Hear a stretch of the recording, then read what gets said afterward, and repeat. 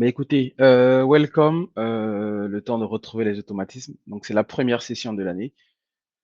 Donc, la 39e session organisée par Cybercafé. Donc, très heureux de recevoir encore à nouveau Vladimir. On l'avait reçu dans le cadre de son rapport. Excellent rapport qui avait été publié l'année dernière. Je vous encourage vivement à le relire ou à le retrouver sur actu.ci. Donc, qui présente un peu, on va dire, l'état de la menace et les actions en cours pour assurer, on va dire, la sécurité des systèmes d'information donc sur le territoire national. Et il est aussi profite pour évoquer, on va dire, les aspects de sécurité, l'évolution de la menace aussi en Afrique de manière globale.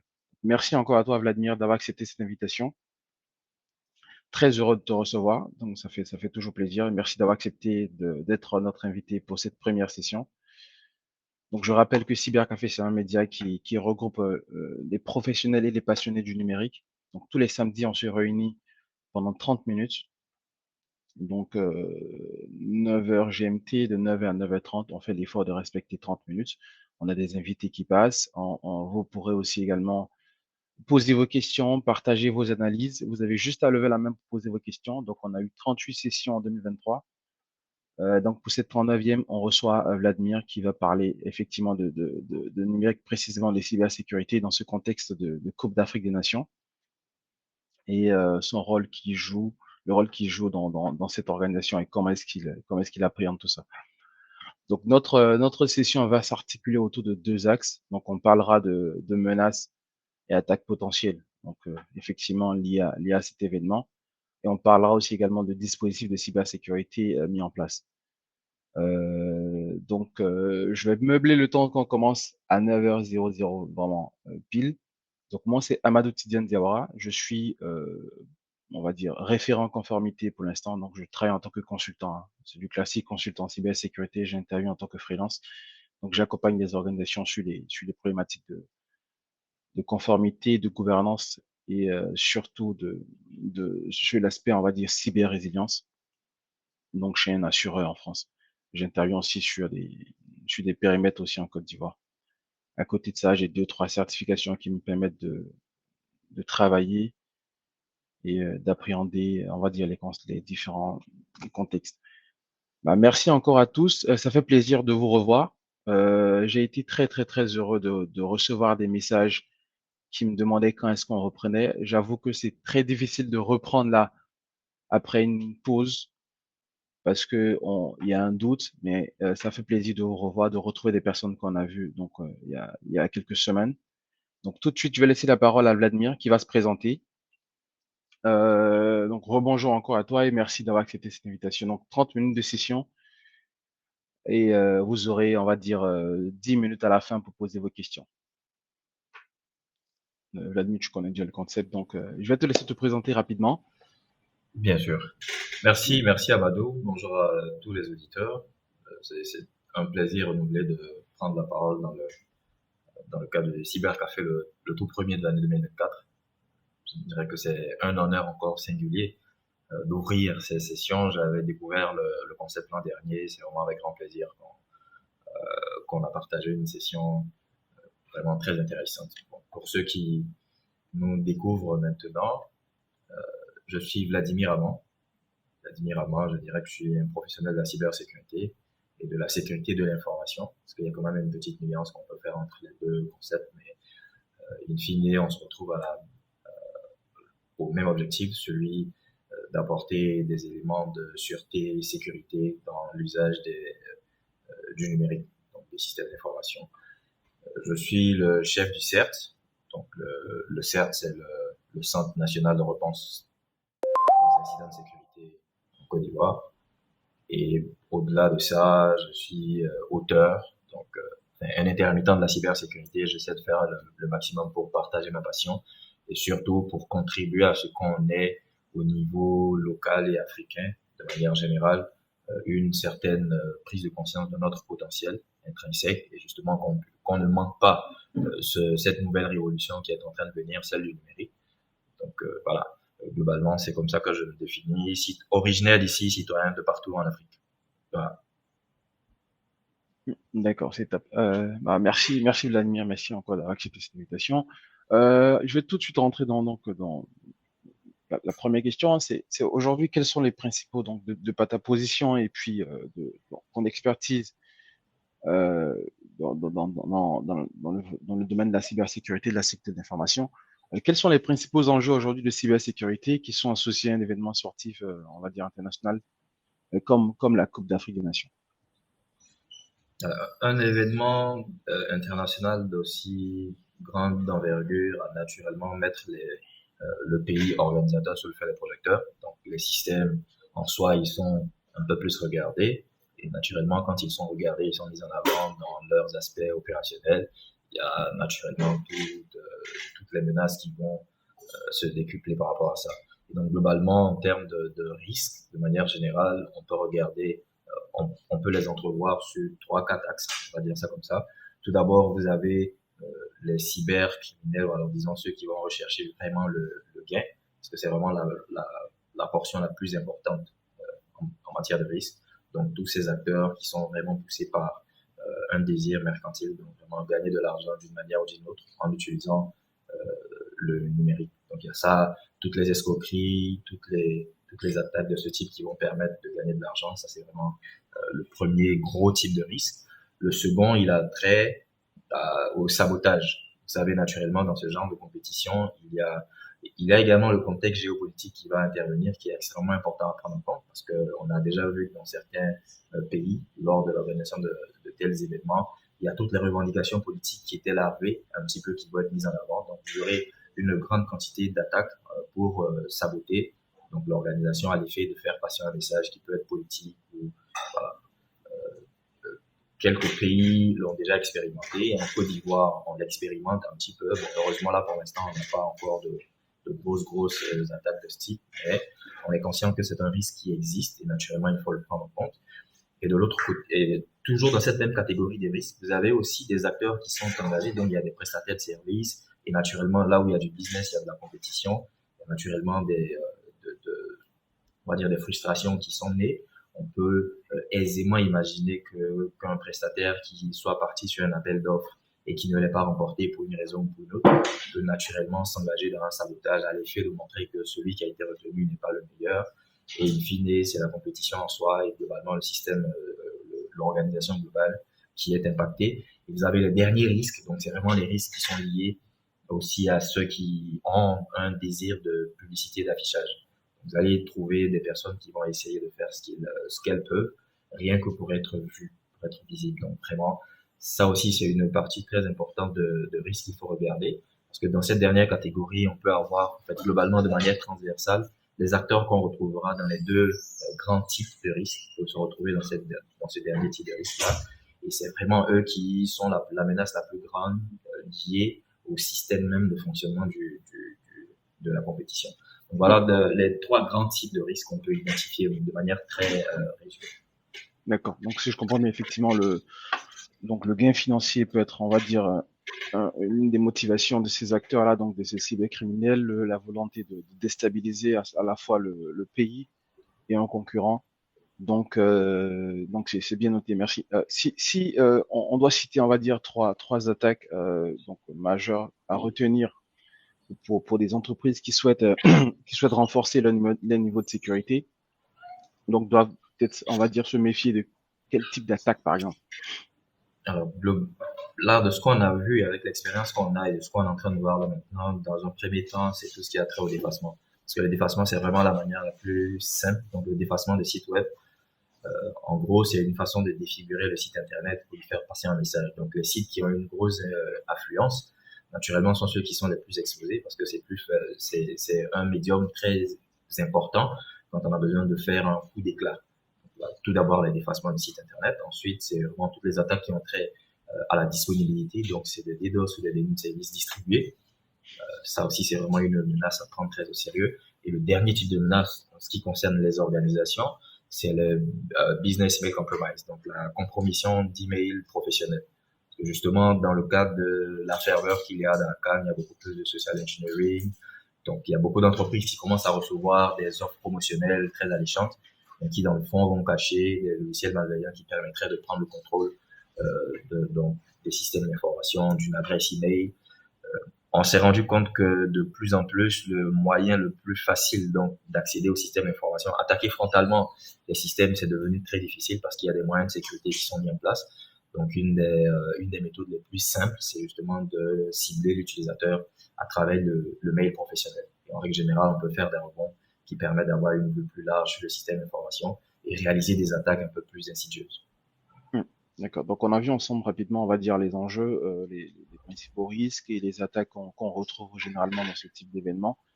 On va parler là concrètement des dispositifs de cybersécurité qui sont en place ou qui sont à mettre en place.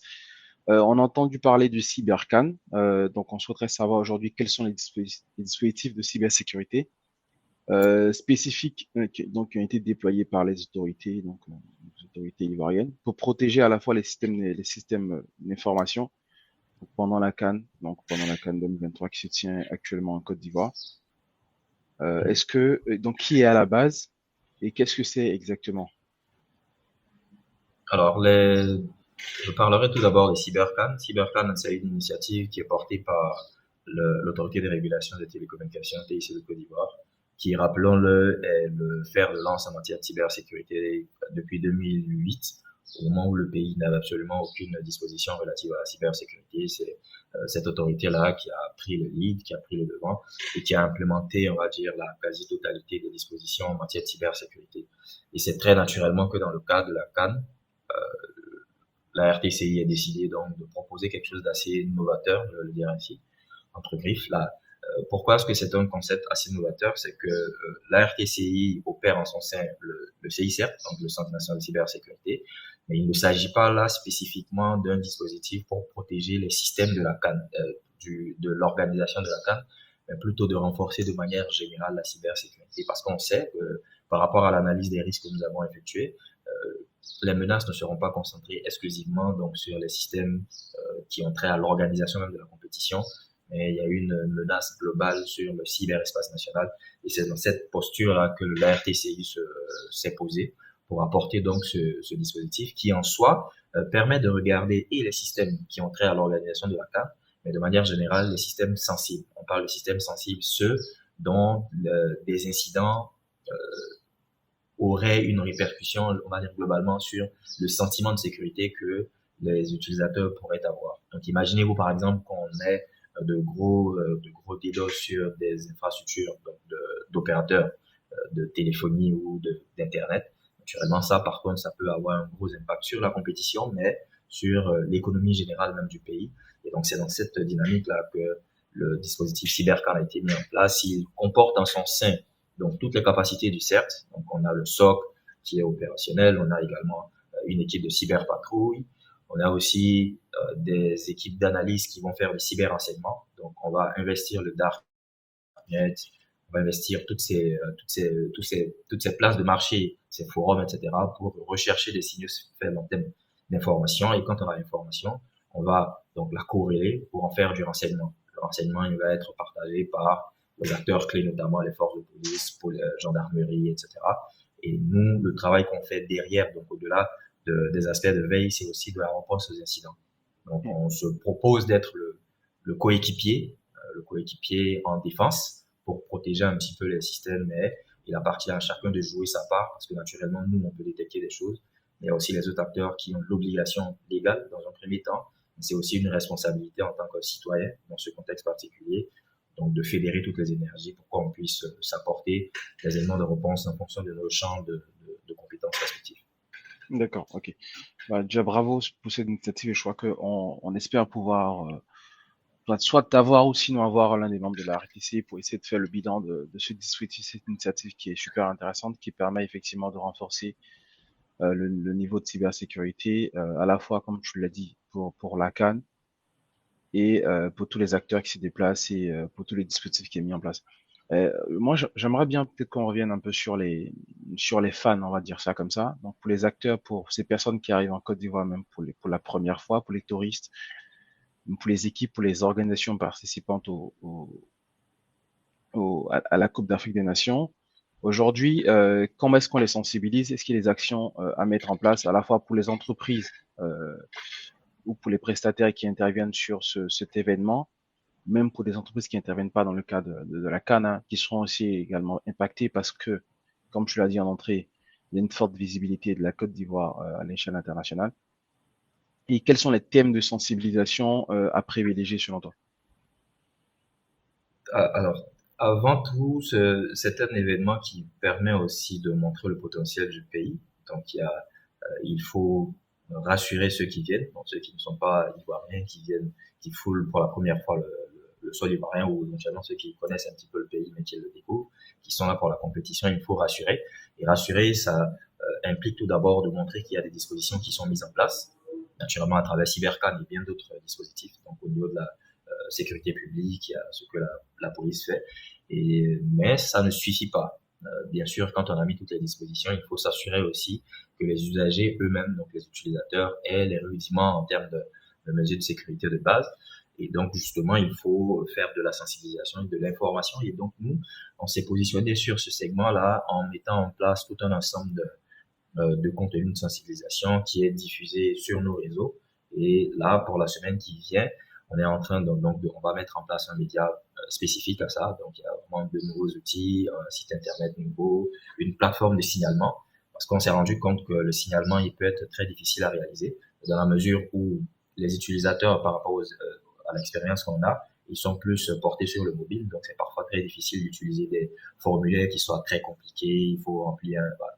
Donc nous, pour pallier à ces insuffisances-là, donc là, on a développé une plateforme de signalement qui, en quelques clics, permettra donc de signaler éventuellement un incident de sécurité ou alors de porter de l'information. Donc on a vu, on est victime ou alors on est témoin d'un cybercrime, on pourra le signaler en deux, trois clics avec une capture d'écran, ce qui permettra en fait nous globalement de nous saisir de l'information et de la traiter afin de pouvoir prendre les mesures qui vont avec. Donc pour résumer, on aura beaucoup de sensibilisation qui va démarrer là dès lundi avec ces nouveaux médias qui vont être mis en place. Et les thèmes sur lesquels on veut s'apaisantir, naturellement, il y a vraiment tout un champ très large de thématiques qu'il faut adapter. Mais par rapport à l'analyse des risques que nous avons effectué, on estime que les plus importants, donc, c'est l'usage du Wi-Fi, par exemple, donc le Wi-Fi public. On a vu que dans certaines fan zones, il y a beaucoup de Wi-Fi public qui est mis à disposition. Et ça, c'est vraiment un gros vecteur donc de vol de données, carte de crédit, nom, prénom, etc. Tout ce qui a trait aux données à caractère personnel. On a également de l'autre côté, par rapport à ce qu'on voit, l'hygiène numérique par rapport à l'usage du mobile. Donc nous, on se rend compte que près de 90% des malwares qu'on identifie ont trait au mobile. Donc c'est vraiment du malware mobile, donc des trojans bancaires. Donc on essaiera également de faire un focus sur cette question-là en particulier pour fournir des mesures de sécurité, de bonne hygiène numérique dans l'usage du mobile, aussi des transactions électroniques. Donc, vraiment sur la partie transactions électroniques, parce qu'on aura beaucoup d'achats, on voit que de plus en plus les achats vont se faire en ligne, il y a beaucoup d'achats qui se feront de ce point de vue-là. Donc il y a ces trois types-là de thématiques qui vont être adressées. Et le dernier point, qui est un des plus importants, c'est également celui de la responsabilisation des acteurs eux-mêmes, notamment par rapport au partage de l'information. Parce que très souvent, ce qu'on voit, c'est que beaucoup d'incidents vont se propager parce que quelqu'un reçoit un malware via messagerie, WhatsApp ou une autre. Et qu'est-ce qu'on fait? On va le repartager à quelqu'un qui va en toute confiance le repartager et on propage le malware. Donc il y a vraiment ces points-là. Ça, c'est vraiment du point de vue utilisateur. Et pour les organisations, la sensibilisation se fera essentiellement sur les politiques en matière de gestion des crises. Parce que là, maintenant, ce qu'il faut, c'est d'avoir les bons réflexes pour réagir de la manière la plus efficace quand un incident sera déclaré. Donc c'est vraiment de la coordination qu'on essaiera de faire avec les organisations en termes de sensibilisation et de partage donc de connaissances. D'accord. Okay. Merci encore à toi, Vladimir. J'ai encore une dernière question avant de donner la parole à ceux qui souhaitent intervenir. Donc, je rappelle, hein, ceux qui souhaitent peut-être intervenir, n'hésitez pas à lever la main pour poser vos questions, à prendre la parole ou à partager aussi également vos analyses. Donc, ma dernière question, c'est de savoir est-ce que tu as aujourd'hui, on va dire, cinq mesures de sécurité phares à partager aux organisations publiques et privées à mettre en place là dans l'immédiat, même si la sécurité c'est quelque chose qui se prépare, mais il y a des choses qu'on peut faire pour renforcer la cybersécurité pendant l'événement, donc pendant on va dire les 3 semaines à venir et encore bien évidemment les maintenir pour continuer à avoir un niveau de sécurité élevé, sinon mature pour l'après-CAD. Alors, le premier point que je mentionnerais, c'est on ne protège que ce qu'on connaît. Voilà. Donc ça, c'est vraiment une règle de base. On ne protège que ce qu'on connaît. Donc si on ne connaît pas les menaces, c'est difficile de s'en protéger. Mais si on ne connaît pas non plus ses actifs, parce que malheureusement, on se rend compte que des organisations n'ont pas une vue claire sur leurs actifs. Donc on va avoir des systèmes qui ont été mis en service, mais qui après ne servent plus, qu'on ne regarde plus, mais qui vont présenter des vulnérabilités et seront des points d'entrée donc dans le système d'information. Donc ce que je recommanderais comme première mesure, c'est justement de faire un inventaire des actifs. À cette période-là, c'est le bon moment pour inventorier tous ces actifs. Et quand on a inventorié les actifs, ça nous permet de voir quelles sont les vulnérabilités attachées à ces différents actifs.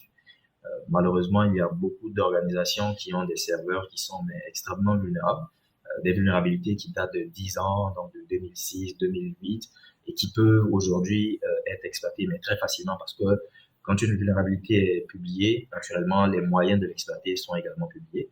Donc ça, ce serait le premier vrai conseil dans l'urgence, c'est inventorier les actifs, les lister et les évaluer à l'effet de mettre en œuvre les mesures de correction. Donc c'est globalement de la mise à jour. Pour la plupart des vulnérabilités qu'on voit, c'est un défaut de mise à jour. Aussi simple que ça. Et quand on aura fait les mises à jour, le second conseil qu'il faut donner, c'est de mettre en place vraiment des capacités, donc de lever une petite équipe de crise. Parce que ça manque énormément. Quand il y a des incidents, c'est à ce moment-là qu'on va rechercher qui est responsable de tel actif, qui fait quoi, à qui on parle, on n'a pas les bons numéros de téléphone, on n'a parfois pas la bonne personne disponible parce qu'elle est partie en congé ou est disponible pour une raison ou pour une autre. Donc il y a vraiment toute cette partie gestion de crise qui doit être mise en place à l'effet d'avoir et le décisionnel et l'opérationnel qui sont dans une même cellule pour apporter des réponses très rapides.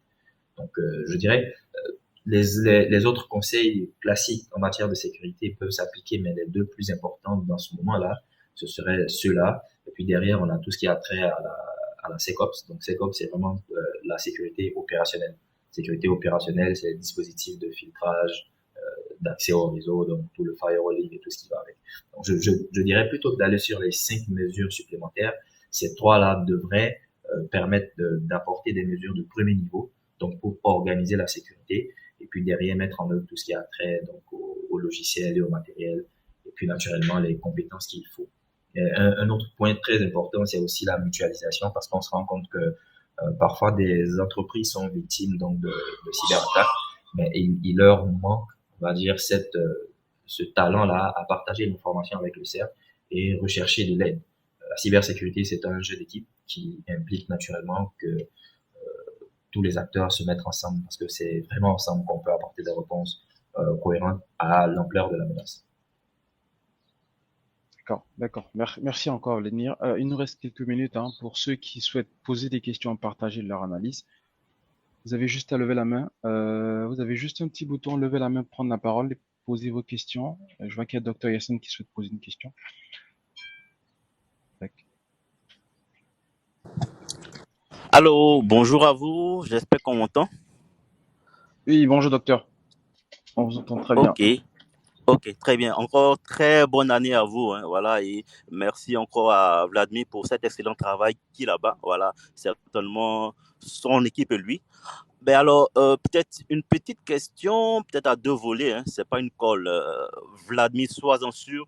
En fait, je voulais aussi avoir justement ta position hein, sur, d'un côté, on va dire, ces professionnels de la cybersécurité qui, souvent, voilà, disent découvrir donc des failles, mais qui les mettent à disposition sur les réseaux sociaux. Voilà, ça c'est d'un fait. Voilà, donc c'est quoi tes recommandations sur ce genre de situation? Et puis, d'un second niveau, par rapport aux utilisateurs, sur tout ce qui est relais de fake news ou tout ce qui est relais d'informations pour lesquelles ils n'ont pas forcément trop de détails. Voilà, merci beaucoup. Merci, docteur. Alors, je ne dirais pas que c'est une colle, mais c'est une question qui est très d'actualité. Puis, naturellement, c'est quelque chose qu'il faut adresser aussi. Il y a des règles par rapport à la publication de vulnérabilités. Donc, en règle générale, quand on est dans le cadre d'un programme Bug Bounty, par exemple, donc il y a vraiment tout un dispositif qui est établi. Donc, on a une procédure qui s'appelle la VDP, donc Vulnerability Disclosure Procedure, qui permet d'encadrer comment est-ce que les vulnérabilités peuvent être recherchées, dans quel périmètre et à quel moment elles sont partagées.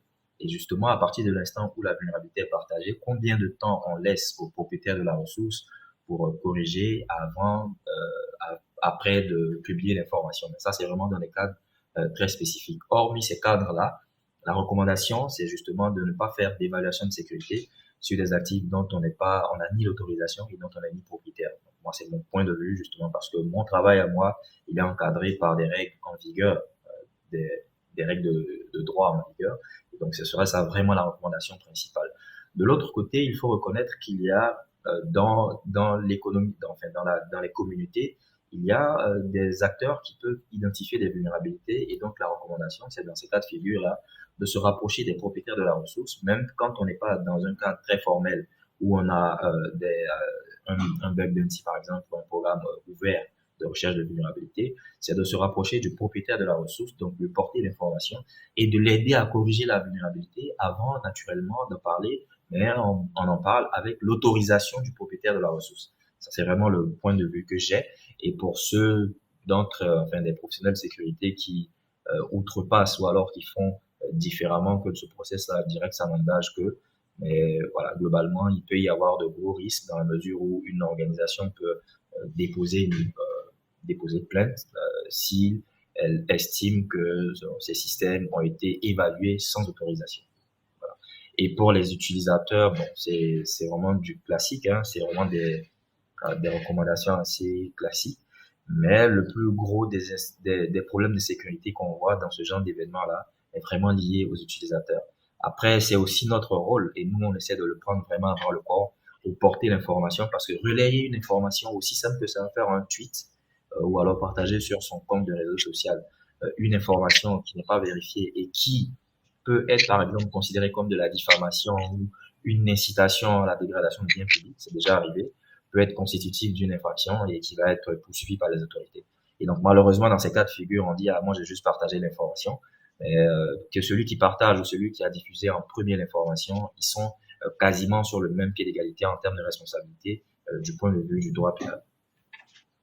Merci beaucoup, Vladimir. Merci. Merci Vladimir, merci pour ces précisions. On va passer la parole à Gérard Conan pour sa question ou son analyse aussi sur le thème. Ok, est-ce que vous m'entendez? On vous entend très bien. Oui. Ok, super, merci. Merci Vladimir et merci également à Diawara pour ce petit webinaire. Ma question est liée à une situation qu'on vit souvent, c'est que la découverte des vulnérabilités également peut être parfois totalement aléatoire ou d'une faille ou d'un système infecté, il peut être aléatoire.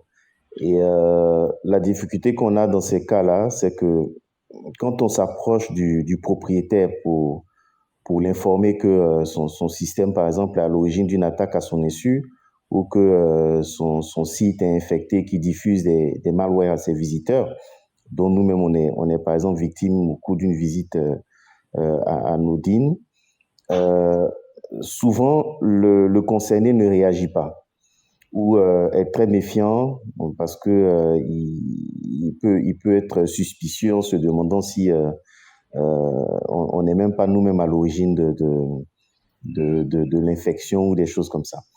Alors, comment on peut s'y prendre ou qui on peut approcher pour forcer ou pour mettre un peu de pression, on va dire, d'une autorité à la personne pour que, au propriétaire de la ressource, pour qu'il puisse se sentir plus enclin à corriger en fait le problème ou à remédier à l'incident qui a été découvert.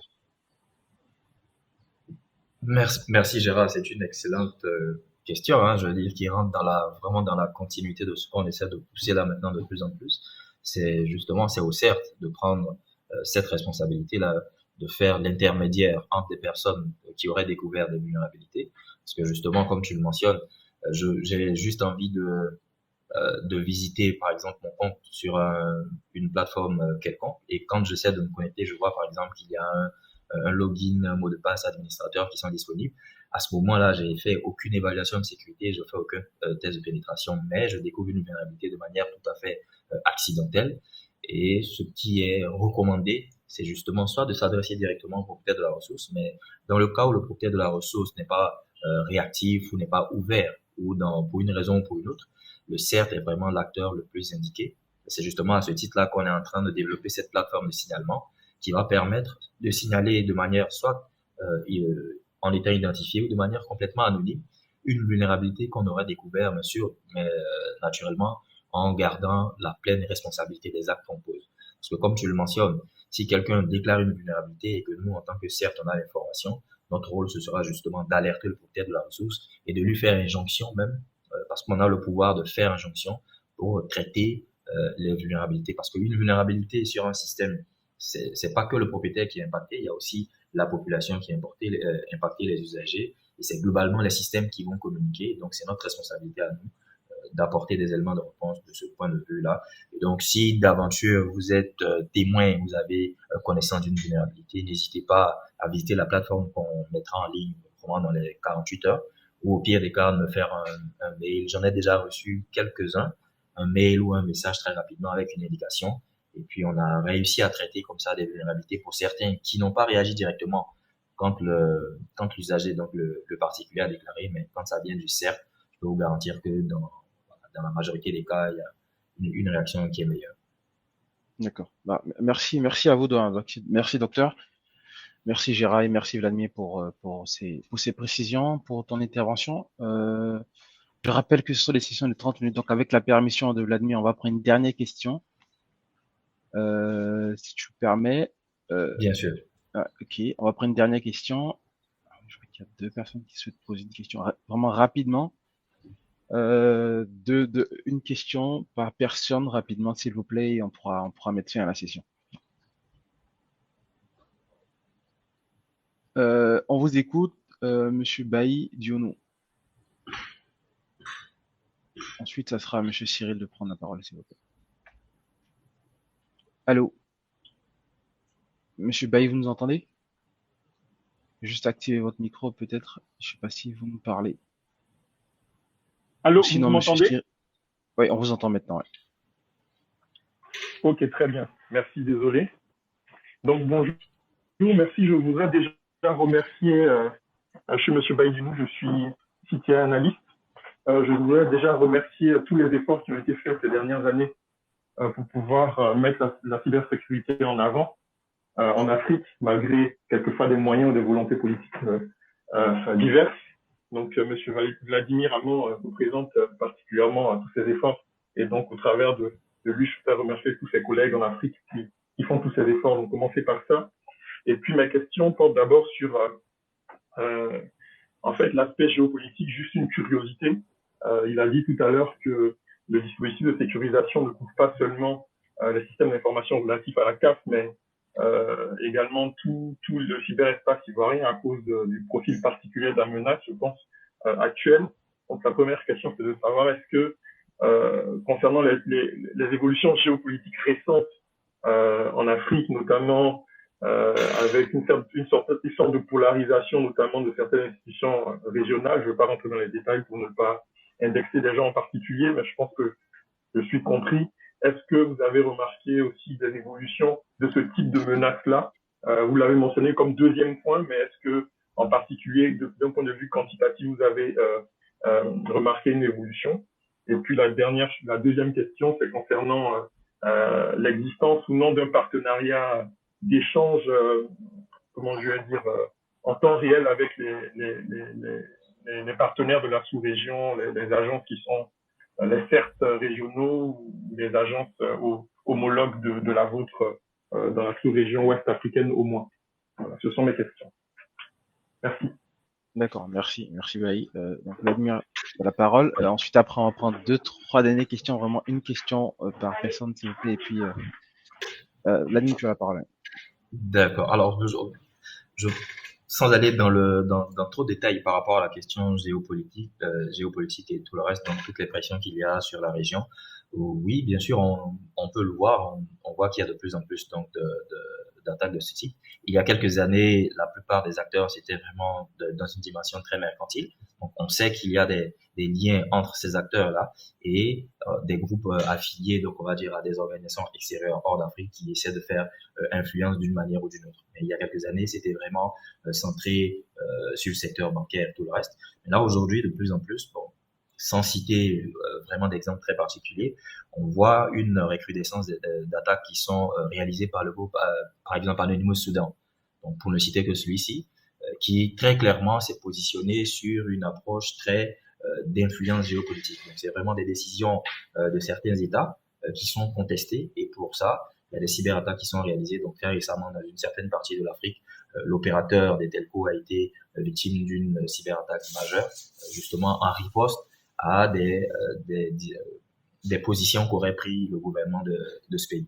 Donc oui, ça c'est des choses qu'on voit, et on en a au niveau de la sous-région ouest africaine un petit peu moins, donc d'actes qui sont revendiqués de manière très claire, mais il est clair qu'il y a une montée progressive en charge de ce type d'activité-là.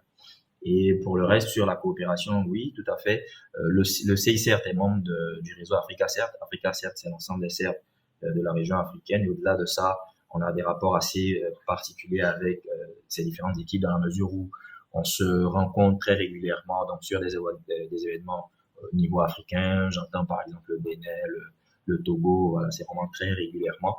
Et on a, nous, cette chance-là d'avoir la culture africaine de la solidarité. Et donc, c'est des frères hein, avec qui on parle très régulièrement, au-delà des aspects purement professionnels. On se parle très régulièrement. On a un groupe hein, des professionnels donc, de CERT de la sous-région. Et vraiment, on partage de l'information très régulièrement. Et naturellement, quand il y a des incidents, si besoin est, on a vraiment toute une possibilité de partager de l'information de manière très transversale, sans regarder forcément des aspects très rigides de procédure de ce point de vue. D'accord, merci Vladimir. On va passer la parole à monsieur Cyril Kwame pour une question, s'il vous plaît. Ensuite, Bezoumana, Bamba, et on va terminer avec la Sinadao. Bonjour Diawara, bonjour Vladimir. Donc, je souhaiterais déjà vous féliciter. Hein, c'est une très belle initiative, donc déjà de pouvoir organiser ces keynotes et puis surtout pour l'opportunité qui est donnée d'échanger sur ce dispositif autour de la cybercam. Moi, mon intervention va être axée sur beaucoup plus la coordination. Je pense que Vladimir en a parlé tout à l'heure et tout de suite là même, l'interaction avec des organismes, donc certes sous-régionaux ou même africains, mais également sur les aspects coordination localement, puisqu'on sait également que la PLCC également a lancé son dispositif de cyberprotection renforcée durant la CAN. Donc, en termes de coordination aujourd'hui, surtout qu'on sait que, oui, il y a l'information, il y a la sensibilisation et surtout ceux qui sont impactés dans ce type d'événement, comme l'a dit également Vladimir et certains lors de cette session, c'est vraiment la population, les utilisateurs, à un moindre niveau, c'est vrai, des entreprises, mais tout ce qu'on a déjà suivi, c'est beaucoup plus ceux-là qui ont un gros impact sur ce qui peut se passer. Et pour avoir une meilleure sensibilisation, la coordination reste un élément qui permet d'avoir une proréactivité assez accrue en termes de sécurité, cybersécurité. Donc aujourd'hui, en termes de coordination, comment se fait la coordination au niveau des dispositifs, déjà des deux dispositifs de cybersécurité qu'on a localement? Et il a un peu répondu à ma question tantôt, mais bon, il pourrait étayer un peu plus sur l'aspect sous-régional, surtout que un Camerounais ou un Sénégalais qui se retrouve en Côte d'Ivoire reste toujours connecté sur les plateformes de communication et d'information de son pays. Donc, s'il n'y a pas de coordination à ce niveau-là également, on pourrait faire beaucoup de sensibilisation, mais on ne pourrait pas avoir aussi la portée qu'on souhaite. Donc, qu'est-ce qui est fait à ce niveau-là? Merci Cyril. Alors, En ce qui concerne les interactions qu'il y a, il faut savoir que la PLCC, et ça c'est important de le mentionner, la PLCC est une émanation à la base de l'ATCI. Donc, pour faire un petit contexte, c'est l'ATCI qui met en place le CERT en premier, donc il y a les capacités opérationnelles, mais qui n'a pas les capacités en termes d'investigation et de police. Naturellement, c'est pas notre rôle. Et donc, on s'appuie également sur la police à l'effet de leur permettre de prendre le relais quand il s'agit d'intervenir, interpeller et faire une procédure judiciaire. Et donc, c'est ce processus-là qui est en place jusqu'à aujourd'hui. Et la PLCC, en vérité, les 80%, on va dire la majorité des acteurs opérationnels, ce sont des gens du CERT. Donc, ce sont des gens de l'équipe qui sont en détachement là-bas. Et donc, vous comprenez qu'on a un cordon qui nous relie. Et donc, moi, quand j'ai des informations, j'ai mes collaborateurs qui sont au niveau de la PLCC à qui je partage l'information, vice versa. Donc, vraiment, au niveau PLCC, on a il y a un certain partage de l'information de ce point de vue. De l'autre côté, le dispositif qui a été mis en place en termes de sécurité et tout, on a clairement ce qui a trait à la sécurité physique qui est porté par la police, donc sécurité publique, mais sur les aspects cybersécurité, essentiellement, c'est un travail qui est dévolu au CERT. Naturellement, quand il s'agit de cybersécurité, on peut protéger, mais il y a aussi la partie judiciaire. Et cette partie judiciaire qui, elle, est portée par la PLCC parce que nous, bien qu'on soit officier de police judiciaire, je le suis avec beaucoup de mes collaborateurs, notre rôle n'est pas vraiment d'aller sur les enquêtes et faire une procédure judiciaire. Et justement, ce travail est laissé à la police. Et c'est vraiment cette orchestration-là qui, à mon sens, devrait être portée et soutenue de plus en plus. Parce que nous avons les compétences et les capacités en matière de cybersécurité qu'il n'y a pas au niveau ni de la PLCC ni de la DTT. Il y a des capacités opérationnelles de police qu'il n'y a pas au niveau de la RTCI. Et justement, c'est ce pont-là qu'il faut renforcer pour que déjà les populations soient informées de cela et que nous, derrière, on puisse avoir une certaine fluidité dans le partage de l'info. Ouais, merci. Sur la coopération, bon, je vais pas me redire, mais ouais, il y a beaucoup d'efforts encore à faire, mais sur certains points clés qui sont rentrés dans notre analyse des risques, naturellement, on a pris des dispositions pour avoir des points de contact. On ne dira pas en 24/7 parce que ça ne dépend pas forcément de nous, mais avoir des points de contact privilégiés dans les CERT, donc des pays de la région, de la sous-région, globalement, et au niveau de l'Africa CERT. Donc, en cas de difficulté de toucher directement, on peut passer par le réseau Africa CERT pour indexer des membres d'un CERT. Et puis derrière, on est aussi membre du FIRST, qui est à l'échelle mondiale. Donc, c'est un réseau sur lequel on s'appuie beaucoup également pour faire de la coordination internationale. D'accord. Merci Vladimir. Monsieur Bazumana Bamba, une question s'il vous plaît, et ensuite après Monsieur Lassina Dao. Oui, alors, bonjour à tous. Vous m'entendez bien? On vous entend très bien, monsieur. Oui, vraiment, je tenais à vous remercier pour l'initiative, Monsieur Diawara et Vladimir. Elle est très intéressante. Ma question est pratiquement à deux volets. La première question, elle est relative on sait au jour d'aujourd'hui que les tendances en termes de gestion des infrastructures, c'est la migration vers les clouds. La migration vers le cloud. Au jour d'aujourd'hui, je voulais savoir, est-ce qu'il y a des dispositions au niveau de la CERT qui sont prises par la Côte d'Ivoire en termes de réglementation des données des entreprises ivoiriennes ou non ivoiriennes, mais exerçant sur le sol ivoirien, qui doivent envoyer des données, qui doivent migrer des données vers des clouds? Est-ce qu'il y a des dispositions, est-ce qu'il y a des restrictions à ce niveau? Et le second volet de la question, c'est de savoir est-ce qu'au jour d'aujourd'hui, à l'instar de la GDPR Union européenne, est-ce qu'en Afrique, il existe une sorte de réglementation africaine ou régionale pour la protection des données des citoyens? Je vous remercie. Merci. Je pense que c'est une question qui se rejoint. Donc, je vais essayer de donner une réponse qui englobe les deux.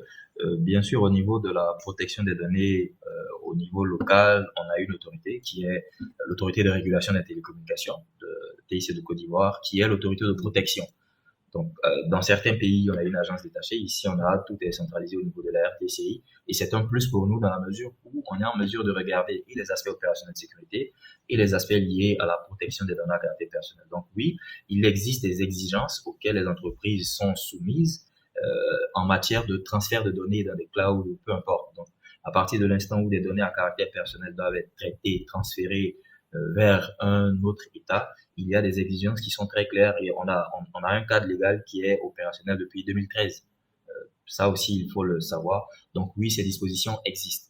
Par rapport au niveau sous-régional, oui, on a un acte additionnel lié à la protection des données à caractère personnel, donc au niveau de la sous-région. On a la Convention de Malabo qui récemment est entrée donc de plein exercice parce qu'on a eu les derniers, je pense, le 15e instrument de ratification qui permet donc que la Convention s'applique. Ça, on l'a déjà. Et ce qui est important de mentionner pour revenir sur le cas de la Côte d'Ivoire, c'est que le GDPR, donc l'ensemble des dispositions du GDPR sont compatibles avec la loi ivoirienne. J'aime bien faire ce parallèle-là parce que justement, nous, notre texte de loi, il embarquait déjà toutes les nouvelles dispositions qui sont dans le GDPR parce que le GDPR est postérieur à notre texte de loi sur la protection des données à caractère personnel. Et si vous avez besoin d'en savoir un peu plus, je pourrais vous partager ou alors je vous invite à rechercher la loi 450 de 2013 sur la protection des données à caractère personnel qui est assez complète et qui intègre donc les organisations ivoiriennes qui étaient en conformité avec notre texte de loi sont aujourd'hui très à l'aise par rapport au GDPR dans la mesure où ces deux textes sont quasiment, on va dire quasiment alignés, hormis quelques différences liées au contexte culturel. Donc, je rappelle aussi qu'on a eu une session sur tout ce qui est données à caractère personnel, donc en Afrique et précisément en Côte d'Ivoire, avec Dr Yassine qui est ici présent. Donc, les sessions sont disponibles sur YouTube, donc vous pourrez la retrouver. Et puis, n'hésitez pas à vous rapprocher de soit de Vladimir, de Dr Yassine pour avoir des éléments, des textes sur ces sujets-là. On va prendre une dernière question de Lassina et on va mettre fin à la session. Est-ce que vous avez une dernière question, s'il vous plaît? Une seule de préférence. Allô, bonjour. Oui, on vous entend. Ok, merci beaucoup Vladimir, merci Monsieur Diawara pour l'initiative. Alors ma question se situe un peu entre l'intervention du docteur Yassine et Monsieur Conan. Je souhaiterais savoir, lors d'une visite par exemple sur une plateforme, quand on découvre une vulnérabilité par exemple et que en s'approchant d'une structure telle que la CICR ou l'entreprise en question, est-ce que d'une manière ou d'une autre, on ne s'expose pas à une certaine possibilité de poursuite, par exemple? Et d'un autre point, je souhaiterais savoir aussi votre avis, Monsieur Vladimir, sur le type de communication employée face par exemple, la sortie de certains experts qui prétendent avoir découvert certaines failles ou qui publient, par exemple, certaines informations, que ce soit canular ou pas. Alors, c'est une question qui est assez brûlante, je remarque. La loi est assez claire là-dessus. Donc, en tant que professionnel de sécurité, moi, je suis vraiment fermé dans ce formalisme-là qui est défini par la loi.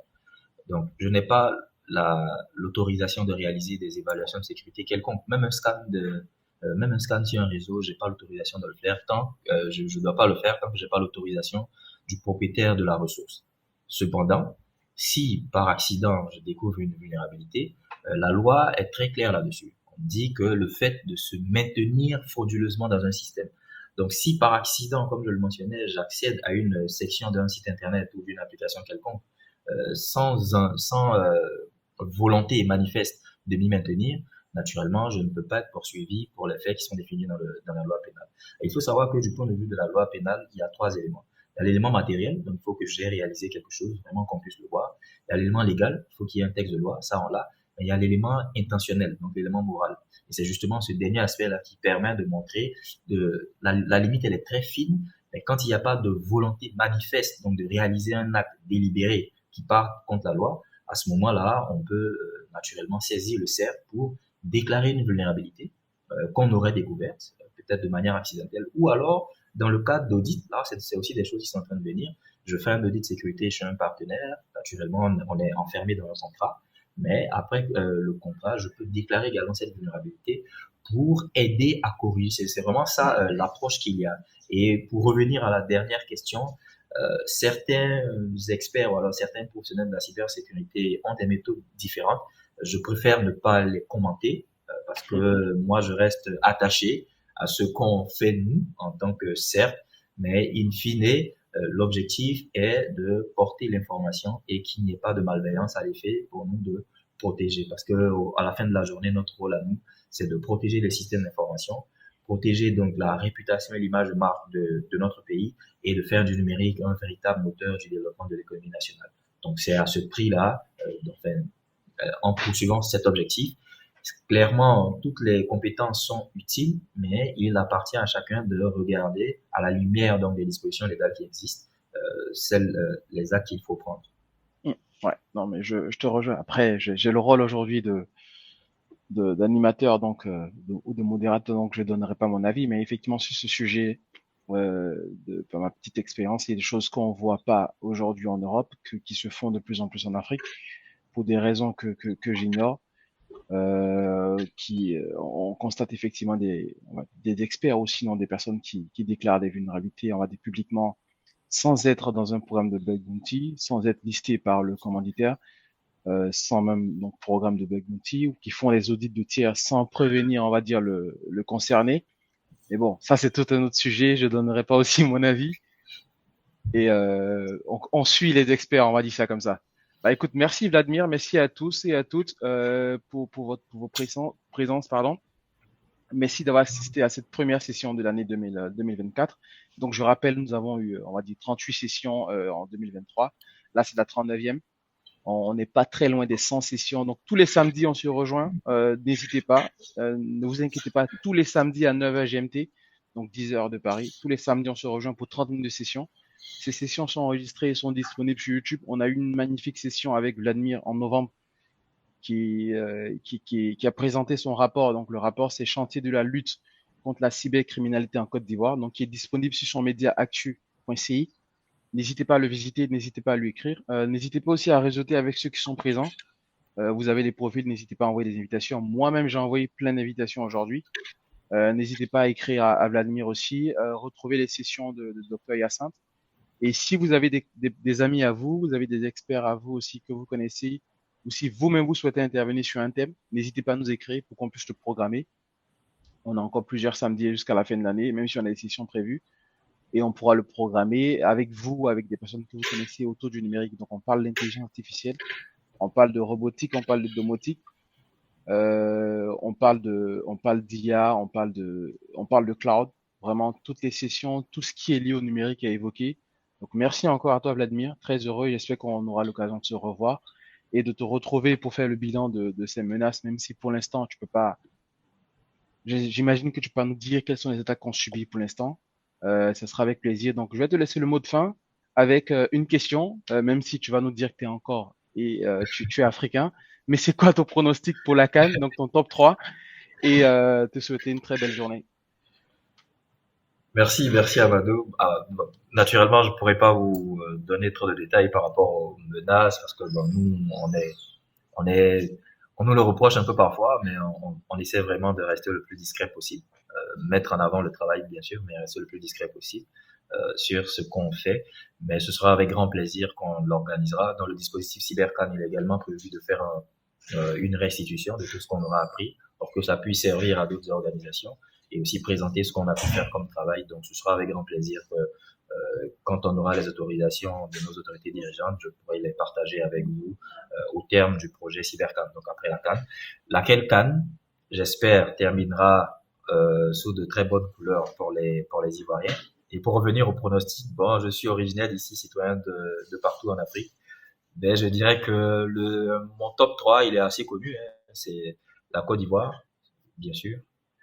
C'est vrai que la dernière sortie des Ivoiriens n'a pas été très réalisante comme on le voulait, mais on a encore beaucoup de chance. Donc Côte d'Ivoire, Sénégal, et puis ouais, on va dire comme ça pour le fun, un pays de l'Afrique du Nord, éventuellement le Maroc. Ouais.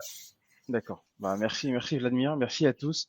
Et puis voilà, excellente journée à tous. Retrouvez cette session sur YouTube. Portez-vous bien et rendez-vous samedi prochain. Merci. Et bonne journée à tous. Bonne journée à tout le monde.